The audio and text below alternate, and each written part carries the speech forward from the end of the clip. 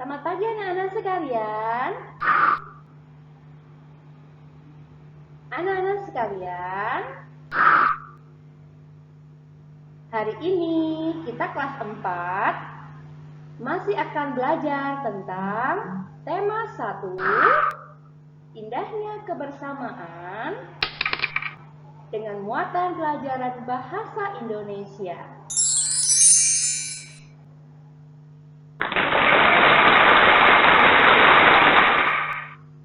Anak-anak hari ini masih akan belajar dengan Bu Pur ya.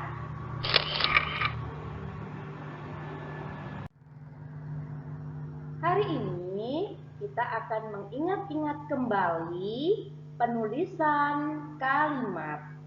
Di mana penulisan kalimat kita mulai dengan huruf besar. Huruf besar disebut juga huruf kapital. Nah, setelah selesai menulis kalimat, jangan lupa harus kita akhiri dengan tanda baca.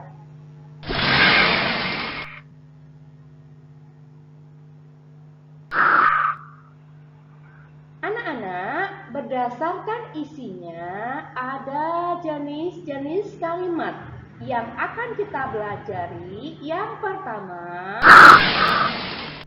kalimat berita. Kalimat berita adalah kalimat yang isinya memberitahu. Kalimat berita diakhiri tanda baca titik. Contoh kalimat berita adalah, saat ini kita sedang belajar bahasa Indonesia tentang paragraf. S. Awal kalimat huruf besar. Setelah menuliskan paragraf, diberi tanda baca titik. Selanjutnya, kalimat tanya.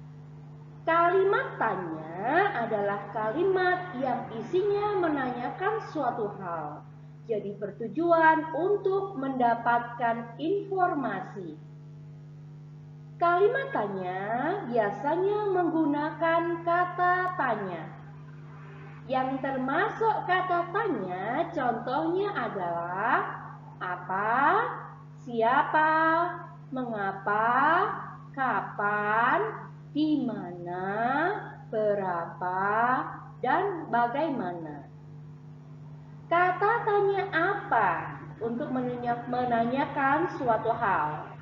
Kata tanya siapa untuk menanyakan orang. Kata tanya mengapa, kata tanya yang digunakan untuk menanyakan alasan. Kata tanya kapan untuk menanyakan waktu. Kata tanya di mana untuk menanyakan tempat. Kata tanya berapa untuk menanyakan jumlah atau harga. Dan kata tanya bagaimana juga dapat digunakan untuk menanyakan cara atau menanyakan alasan.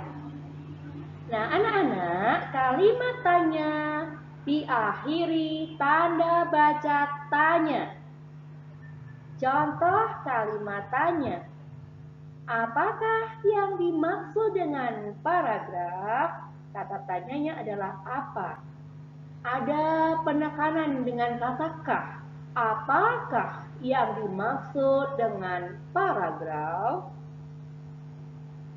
Selanjutnya, kalimat perintah.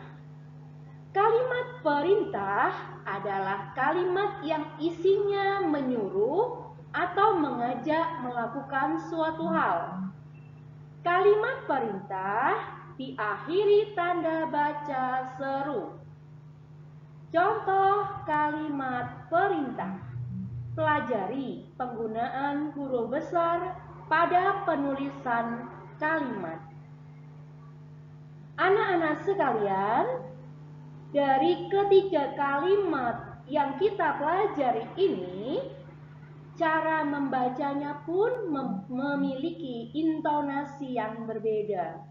ketika kita membaca kalimat berita, intonasinya berbeda dengan ketika kita membaca kalimat tanya. Juga akan berbeda ketika kita membaca kalimat perintah. Nah, tentang intonasi cara membaca akan kita pelajari lain kali ya. Selanjutnya kita akan pelajari tentang membaca dalam hati. Apa ya membaca dalam hati itu? Tentunya membaca dalam hati berlawanan dengan membaca nyaring. Membaca dalam hati artinya membaca tanpa mengeluarkan suara. Membaca dalam hati adalah kegiatan membaca dengan seksama yang tujuannya untuk memahami dan mengerti isi teks yang dibaca. Pada pertemuan sebelumnya, kita telah pelajari cara menemukan gagasan pokok dan gagasan pendukung. Gagasan pokok dan gagasan pendukung dalam suatu paragraf. Untuk menemukannya, kita harus membaca berulang kali sampai memahami. Penyajian gagasan pokok dan gagasan pendukung dalam bentuk tabel. Gagasan pokok dan gagasan pendukung dari suatu teks, seperti yang kita pelajari pada pertemuan sebelumnya, dapat disajikan dalam bentuk tabel. Hal tersebut bertujuan agar kita lebih mudah memahami teks bacaan. Berikut akan Gufur tayangkan penyajian gagasan pokok dan gagasan pendukung dalam bentuk tabel. Anak-anak sekalian, kalian amati pada layar. Bu Guru tampilkan penulisan gagasan pokok dan gagasan pendukung dari teks Tari Kipas Pakarena dalam bentuk tabel. Jadi pada tabel terdiri dari paragraf. Jadi paragrafnya ada berapa? Lalu gagasan pokok dan kemudian gagasan pendukung. Selanjutnya, penyajian gagasan pokok dan gagasan pendukung dalam bentuk peta pikiran.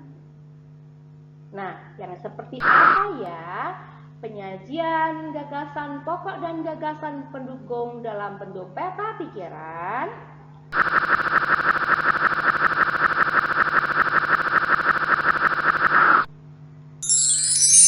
Ternyata penyajian gagasan pokok dan gagasan pendukung dalam bentuk peta pikiran seperti yang sudah Bu Guru jelaskan di pertemuan sebelumnya.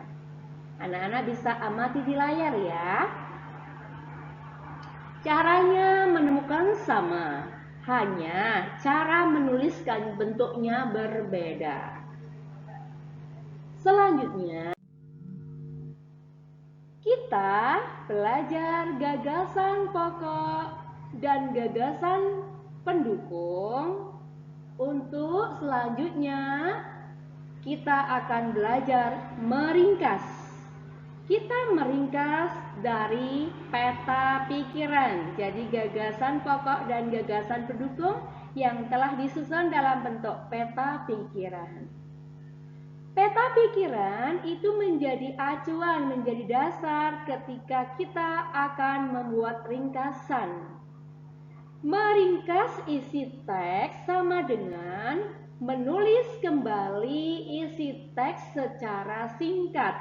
Anak-anak akan dapat menggunakan cara ini untuk kalian belajar tidak hanya bahasa Indonesia, Tetapi anak-anak akan belajar membuat ringkasan ketika belajar IPA, belajar IPS, belajar PKN, dan belajar banyak hal. Nah, kalau pada bahasa Indonesia kita belajar membuat ringkasan dari suatu teks, suatu bacaan.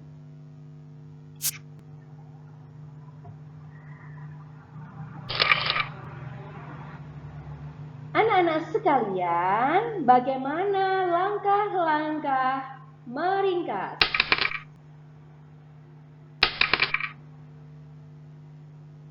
Yang pertama, bacalah teks. Kalau pada bahasa Indonesia, bacalah teks itu secara seksama, sungguh-sungguh.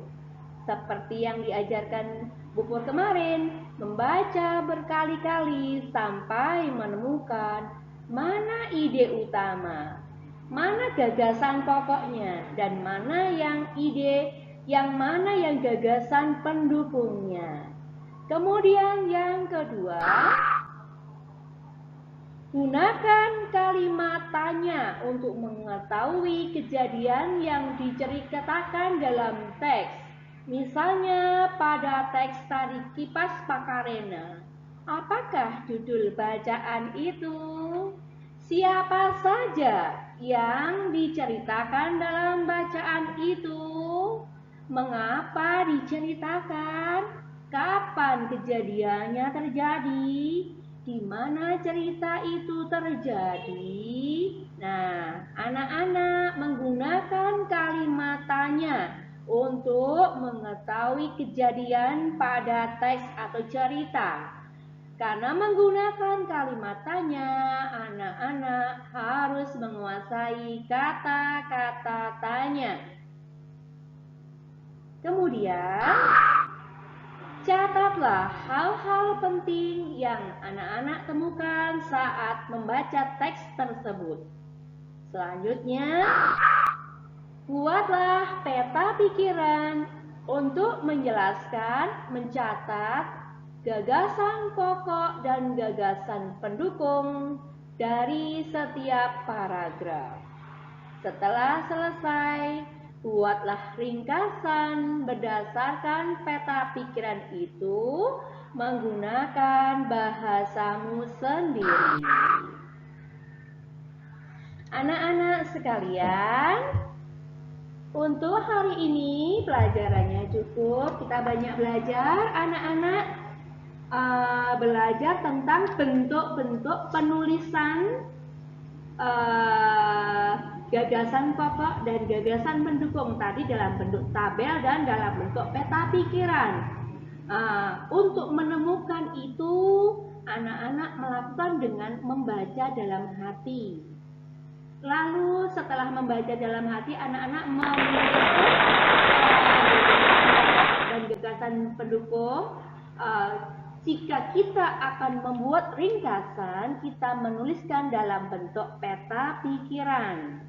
Kemudian untuk mempermudah ketika kita akan membuat ringkasan, yang harus kita kuasai adalah kalimat berita, kalimat tanya, dan kalimat perintah. Kalimat perintah itu untuk mengetahui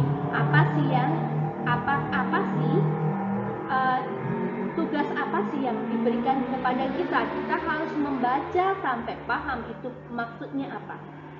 Anak-anak sekalian, untuk pelajari selanjutnya, untuk mendalami materi, anak-anak Bu Pur minta membuat ringkasan. Jadi ringkasan pertama-tama anak-anak membaca, yang anak-anak baca buku paket elektronik halaman 58 sampai 59. Suku Minang. Anak-anak membaca dalam hati dan temukanlah gagasan pokok dan gagasan pendukung. Tuangkanlah dalam peta pikiran, kemudian buatlah ringkasan pada kertas folio. Jangan lupa buat garis tepi, nama, kelas, dan nomor. Fotolah kegiatanmu, kirimkan ke Google Classroom masing-masing. Kemudian simpanlah hasil kerjamu dalam file. Oh ya, hasil kerja difoto juga ya. Kirimkan ke Google Classroom. Hasilnya kalian simpan di dalam file. Nanti akan dikirimkan bersama tugas-tugas KI 4 yang lain saat diumumkan oleh ibu guru di kelas masing-masing. Baik anak-anak, belajar bahasa Indonesia hari ini cukup dulu. Anak-anak akan lanjutkan dengan belajar yang lain. Terima kasih. Selamat belajar. Tuhan memberkati.